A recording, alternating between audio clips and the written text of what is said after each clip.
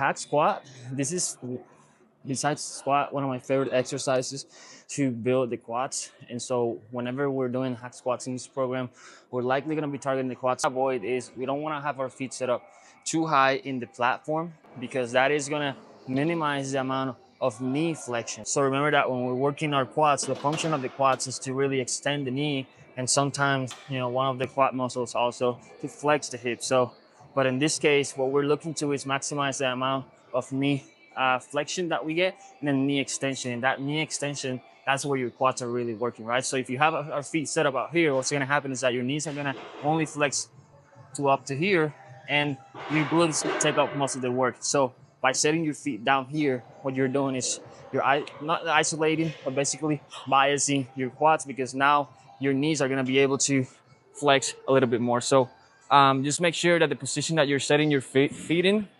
allows your feet to stay flat in the platform, and none of your feet come off. If one of your feet is coming up, then you have to move your feet a little bit up. But just look for that position in which you can flex your knees the most without your feet coming out of the platform. So for this, you're gonna set your feet at about hip width. And what we're gonna do is we're gonna come down here. We're gonna hold ourselves tight against the platform here and come down slow as you can. Come up. And so what we wanna do is we wanna go as deep as possible, without your hips coming off the platform here. So really straight here, full knee flexion here. And so you can see that it gets to a point where I'm no longer flexing my knees. At that point, you can come up. So here, I get to the bottom.